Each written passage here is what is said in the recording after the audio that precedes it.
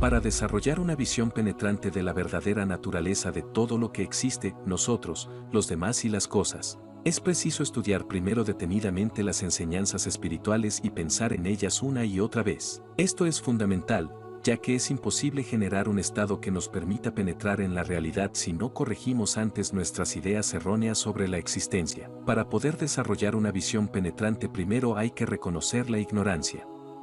La ignorancia, en este contexto, no es solo la falta de conocimiento, sino la percepción equivocada de la naturaleza de las cosas. Dicha percepción da por hecho, erróneamente, que las personas y las cosas existen en sí mismas y por sí mismas, por su propia naturaleza.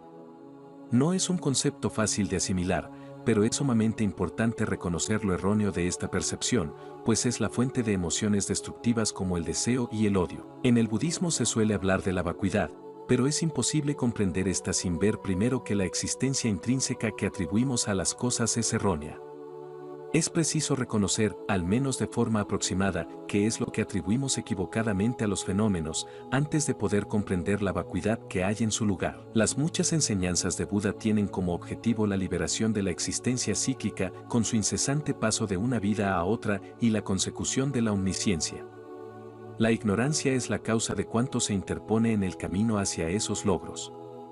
La ignorancia nos ata al sufrimiento, de modo que es preciso reconocerla claramente. Para ello debemos considerar cómo aparece en la mente esta falsa cualidad de existencia intrínseca, cómo la mente la acepta y cómo basa tantas de sus ideas en este error fundamental. La ignorancia no es solo diferente del conocimiento, sino lo opuesto al conocimiento.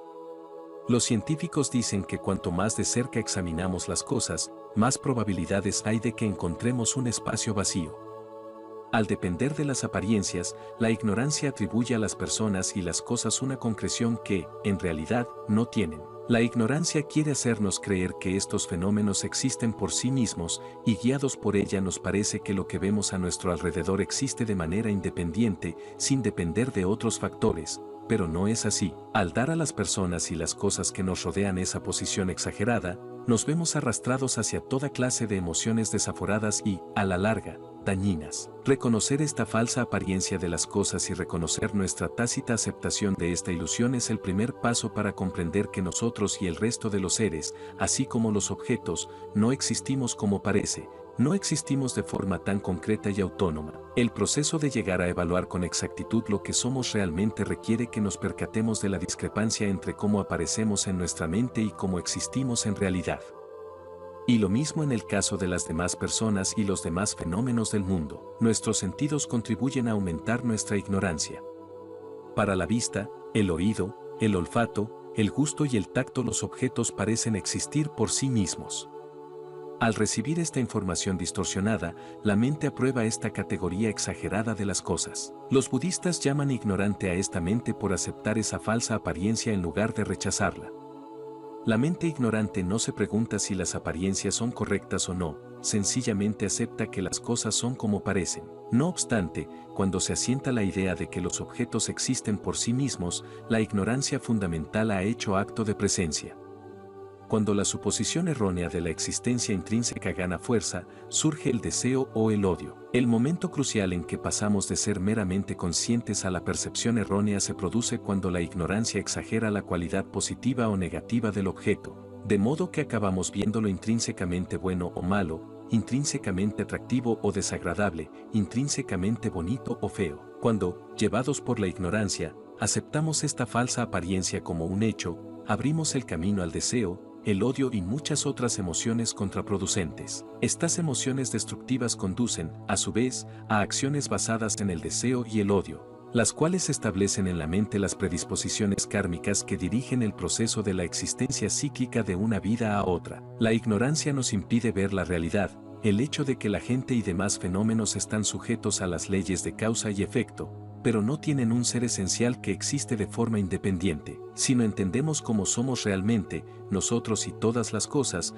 no podremos reconocer los obstáculos que nos impiden liberarnos de la existencia cíclica ni, más importante aún, los obstáculos que nos impiden ayudar a otros y deshacernos de ellos. Sin visión penetrante, no es posible abordar los problemas de raíz ni arrancar las semillas que podrían producir en el futuro. Para superar la falsa idea de que las cosas y las personas existen como entidades autosuficientes, independientes de la conciencia, es preciso observarla propiamente para descubrir cómo se genera este error y cómo esta ignorancia da origen a otras emociones destructivas. Dado que el deseo, el odio, el orgullo, la envidia y la ira resultan de exagerar la importancia de cualidades como belleza y fealdad, es muy importante comprender cómo existen en realidad las personas y las cosas. Sin exageración, la única vía para llegar a esta comprensión es interna. Es preciso abandonar las falsas creencias con que ocultamos el verdadero ser de las cosas. No existe un medio externo para eliminar el deseo y el odio. Si una espina nos perfora la piel, podemos extraerla para siempre con un alfiler, pero para deshacernos de una actitud interna hemos de ver con claridad las creencias erróneas sobre las que se asienta. Ello requiere utilizar la razón para explorar la verdadera naturaleza de los fenómenos y, seguidamente, concentrarse en lo que se ha comprendido, origen dependiente de las cosas. Puesto que la visión equivocada de que las personas y las cosas existen de forma independiente es la causa de todas las demás visiones y emociones contraproducentes, uno de los mejores métodos para superar esa visión errónea es reflexionar sobre el hecho de que todos los fenómenos se originan de forma dependiente. Como dice Nagarjuna, para que haya largo ha de haber corto, uno y otro no existen por su propia naturaleza. Esta relatividad es lo que lleva a los budistas a decir que todos los fenómenos tienen un origen dependiente, no un origen independiente. Reflexionando sobre el origen dependiente de las cosas, abandonaremos la creencia de que éstas existen en sí mismas y por sí mismas. Nagarjuna dice, la percepción de la existencia intrínseca es la causa de las visiones malsanas. Las emociones dañinas no pueden producirse sin este error. Así pues, cuando se conoce por completo la vacuidad, las visiones malsanas y las emociones dañinas se purifican. ¿Cómo se llega a conocer la vacuidad? Se la llega a conocer viendo el origen dependiente de las cosas. Buda, conocedor supremo de la realidad, dijo, lo que se produce de forma dependiente no se produce de forma intrínseca. Aryadeva, discípulo de Nagarjuna, dice asimismo que para vencer la ignorancia es imprescindible comprender el origen dependiente de las cosas. Todas las emociones dañinas se superan superando la ignorancia. Cuando se percibe el origen dependiente de las cosas no surge la ignorancia. El origen dependiente de las cosas hace referencia al hecho de que todos los fenómenos transitorios, físicos, mentales y demás, nacen dependiendo de ciertas causas y condiciones. Todo lo que se origina dependiendo de ciertas causas y condiciones no funciona exclusivamente por sí mismo. Para existir, una mesa depende de sus partes, de modo que llamamos al conjunto de sus partes la base con la que se construye. Cuando buscamos analíticamente esta mesa que para nuestra mente parece existir de forma independiente, debemos buscarla en esta base, las patas, la tabla y demás, pero ninguna de estas partes es una mesa. Así pues, estas cosas que no son una mesa se convierten en una mesa dependiendo del pensamiento. Una mesa no existe por derecho propio. Desde esta perspectiva, una mesa es algo que se origina o existe, dependientemente. Depende de determinadas causas, depende de sus partes y depende del pensamiento. He aquí las tres modalidades del origen dependiente. De las tres, uno de los factores más importantes es el pensamiento que designa un objeto. Existir con dependencia de una conceptualización es la acepción más sutil del origen dependiente. Hoy día, los físicos están descubriendo que los fenómenos no existen objetivamente en sí mismos y por sí mismos, sino que existen en el contexto de su relación con un observador. Por ejemplo, el yo del Dalai Lama tiene que estar dentro de la zona donde se halla mi cuerpo, no sería posible encontrarlo en otro lugar. Eso es evidente. No obstante, si se indaga en esa zona, no se puede encontrar un yo con sustancia propia. Así y todo, el Dalai Lama es un hombre, un monje, un tibetano que puede hablar, beber, comer y dormir. Eso es prueba suficiente de que existe, pese a que no es posible encontrarlo. Así pues, es imposible encontrar algo que sea el yo, pero eso no implica que el yo no exista. ¿Cómo no iba a existir? Sería absurdo. El yo, decididamente, existe, pero, si existe y no se lo puede encontrar, tenemos que decir que se origina con dependencia del pensamiento. Es imposible postularlo de otra manera. Vacuidad no es sinónimo de nada. No hay duda de que las personas y las cosas existen, la cuestión es cómo o de qué manera existen.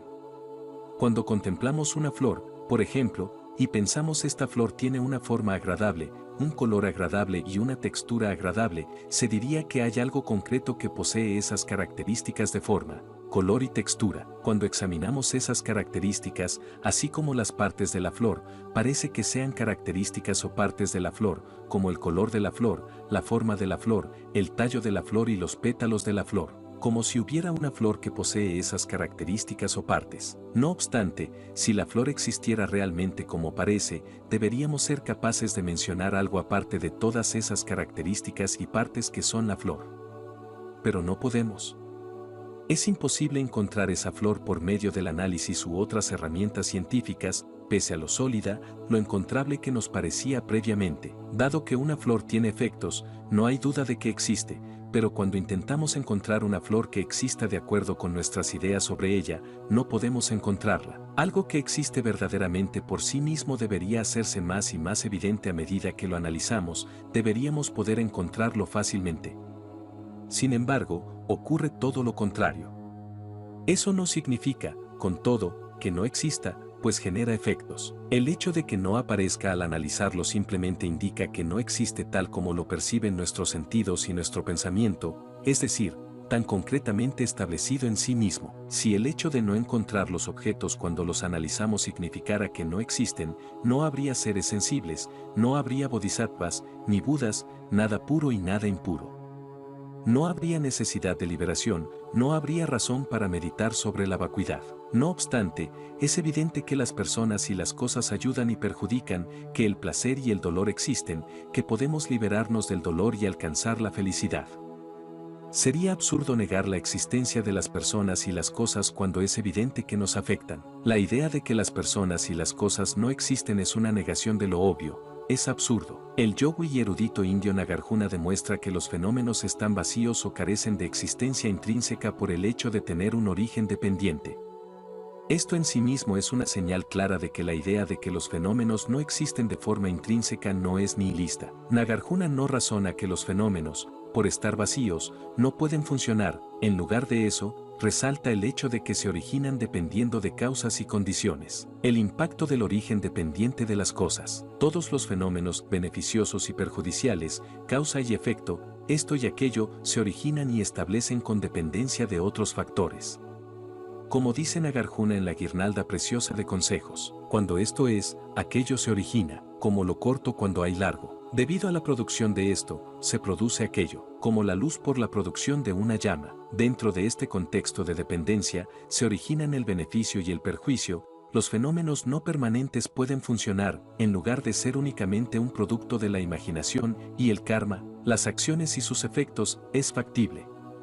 Tú eres factible y yo soy factible. No somos meras creaciones mentales. Al comprender esto, nos liberarnos de lo que los budistas llaman el extremo del nihilismo, que llega a la errónea conclusión de que si un fenómeno no existe de forma independiente significa que no existe en absoluto.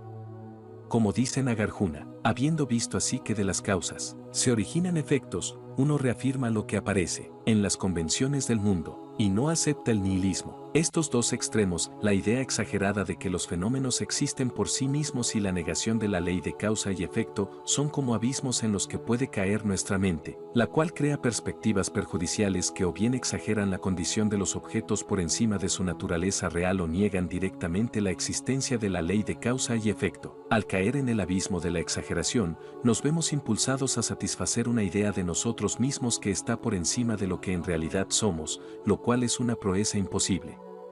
Y si caemos en el abismo de la negación, perdemos de vista los valores éticos y tendemos a realizar actos dañinos que socavan nuestro propio futuro. Para encontrar el equilibrio entre el origen dependiente y la vacuidad, tenemos que saber diferenciar la existencia intrínseca de la mera existencia. También es fundamental comprender la diferencia entre la ausencia de existencia intrínseca y la inexistencia absoluta. Por eso cuando los grandes sabios budistas de India enseñaban la doctrina de la vacuidad, no utilizaban el argumento de que los fenómenos carecen de la capacidad de realizar funciones. En lugar de eso, decían que los fenómenos están vacíos de existencia intrínseca porque tienen un origen dependiente. Cuando la vacuidad se entiende de ese modo, se evitan ambos extremos. La idea exagerada de que los fenómenos existen por sí mismos se evita tomando conciencia de la vacuidad, y la negación de la existencia de funciones se evita entendiendo que los fenómenos tienen un origen dependiente y, por tanto, no son del todo inexistentes. Como dice Chandrakirti, este razonamiento del origen dependiente de las cosas corta todas las redes de las percepciones erróneas. El origen dependiente de las cosas es la vía para mantenerse alejado de los abismos de ambas visiones erróneas y del sufrimiento que comportan. Cuando decimos o escuchamos términos como vacuidad o verdad última, o pensamos en ellos, aparecen como un sujeto y un objeto separados, la conciencia por un lado y la vacuidad por el otro. Mientras que en la meditación profunda el sujeto y el objeto son una misma cosa, la vacuidad y la conciencia que la percibe son indistinguibles, como agua vertida en agua. Reflexionar sobre el origen dependiente de un objeto, dependiente de causas y condiciones, dependiente de sus partes y dependiente del pensamiento, ayuda enormemente a superar la impresión de que el objeto existe en sí mismo y por sí mismo. Así y todo, si no acabamos de comprender exactamente de qué están vacíos los fenómenos, qué es lo que se niega, al final de este análisis tendremos la sensación de que el objeto no existe en absoluto. Esta experiencia hará que los fenómenos nos parezcan efímeros, como dibujos insustanciales, próximos a la nada. Este error es el resultado de no distinguir entre la ausencia de existencia intrínseca y la inexistencia. Si no se hace esta distinción es imposible percibir el origen dependiente de los fenómenos. Por otro lado, es fundamental comprender que vacuidad significa origen dependiente y que éste significa vacuidad. La forma es vacío, el vacío es forma. Tenemos que entender el origen dependiente de todos los agentes, acciones y objetos como la negación de su existencia intrínseca y ver que la dinámica de causa y efecto decididamente existe. Demostramos que un objeto está vacío o carece de existencia intrínseca partiendo de que tiene un origen dependiente, de modo que la dinámica que se origina dependientemente, como la de causa y efecto, es totalmente viable. La vacuidad no es un vacío absoluto que niega la existencia de todos los fenómenos, sino la ausencia de existencia intrínseca. Los fenómenos están vacíos de esa condición, no están vacíos de sí mismos. Una mesa está vacía de existencia intrínseca, no está vacía de ser una mesa. Así, como consecuencia de esta vacuidad, como consecuencia de la ausencia de existencia intrínseca, el agente, la acción y el objeto son posibles. Visto así, la vacuidad implica que el objeto ha de existir, pero que existe de una forma diferente de como imaginábamos. Una vez que hemos entendido la vacuidad, no basta con afirmar que los fenómenos existen, debemos poseer una percepción clara de cómo existen. Necesitamos saber, en lo más hondo de nuestro ser, que comprender el origen dependiente conduce a comprender la vacuidad, y que comprender la vacuidad conduce a comprender el origen dependiente. La vacuidad es sumamente importante porque, si la comprendemos plenamente, podremos liberarnos del ciclo de las emociones destructivas, mientras que, si no la comprendemos, nos veremos arrastrados hacia las emociones destructivas que conducen a una vida tras otra de sufrimiento dentro de la existencia cíclica. No obstante, si pensamos que nuestra vacuidad depende de nosotros o que la vacuidad de un coche depende del coche, ese sustrato del que la vacuidad es una cualidad parece casi más importante que la vacuidad misma. Así pues, puede resultar útil centrarse a veces en la apariencia que está vacía de existencia intrínseca y otras veces en su vacío de existencia intrínseca, pasando de una visión a otra en lugar de concentrarse exclusivamente en la vacuidad. Esta reflexión alternante ayuda a establecer tanto el origen dependiente como la vacuidad, al mostrar que la vacuidad no está sola, no está aislada, sino que es la naturaleza misma de los fenómenos. Como dice el Sutra del Corazón, la forma es vacío, el vacío es forma. La ausencia natural de existencia intrínseca de una forma es vacuidad. La vacuidad no es un complemento, como un sombrero en la cabeza.